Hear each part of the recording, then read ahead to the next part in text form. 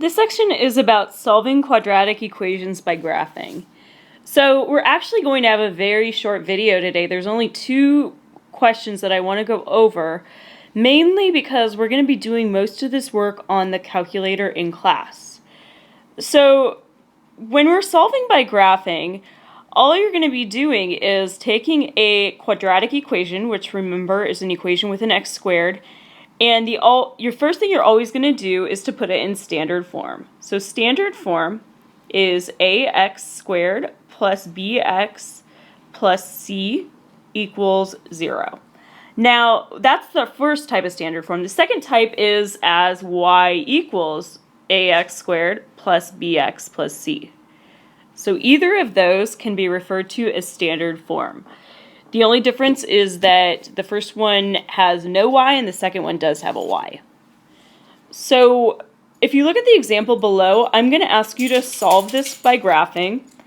The way that you're going to do it is you're going to start by getting this equation in standard form. And it's not too hard to do, luckily. All you need to do is move over that 3 to the other side by subtracting it from both sides. You get x squared minus 2x minus 3 equals 0. So that's our standard form. From there, you are going to then graph that exact equation, but with the y equals. You'll notice I actually graphed it for you on the side. I did that to save you a little bit of time on this particular one, because I mainly want you to understand the idea of what we're doing here. So then once you have that graph, you are not done. Remember, when it says solve, that means you have to get x equals something.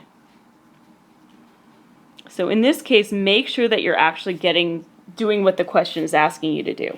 So the way that we find our answers is we look at when y equals 0, which happens to be our 2 x-intercepts. So I'm going to show the points in orange. So there are 2 of them. And at each of these points, you are going to look at their x values. So the x value of the first one is x equals positive 3. The x value of the second one is x equals negative 1. And actually, those are our 2 answers.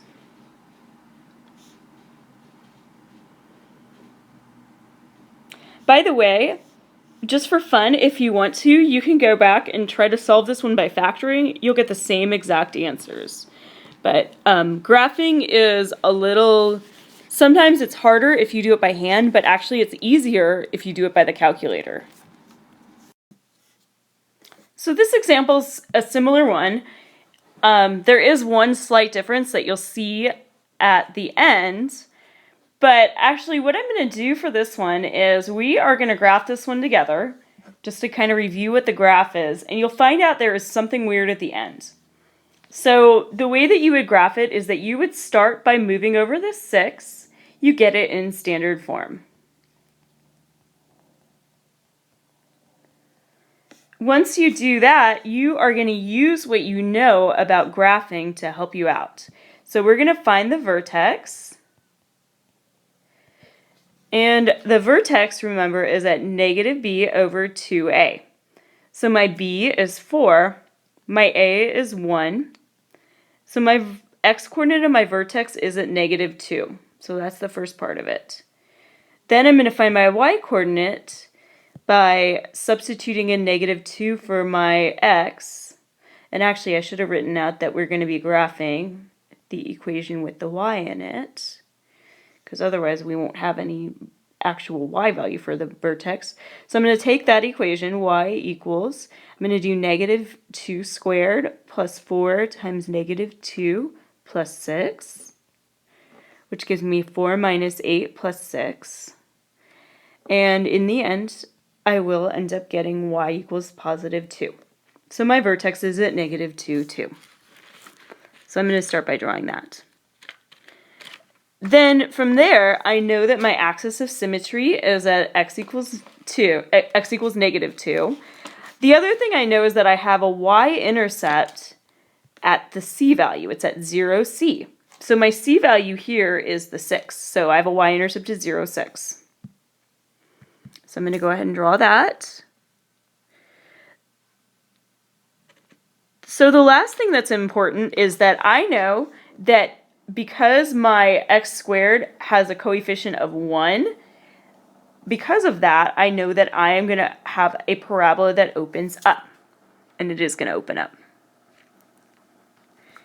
So that would be my graph. Unfortunately, there is a problem with this one. So when we're doing these, our solutions are at our x-intercept.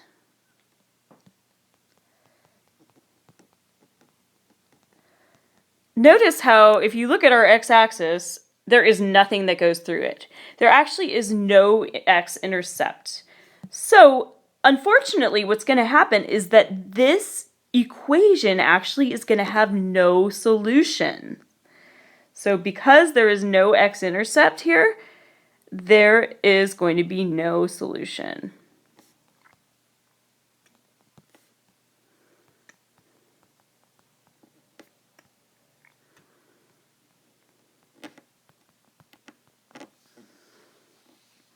So you'll find that sometimes you're going to have two solutions, and sometimes you're going to have one actually, but also there will be occasions where you have no solution. So this is our last problem of the day. Make sure you bring your calculator to class because we are going to be using calculators to solve these equations. It'll be a lot nicer than doing it by hand.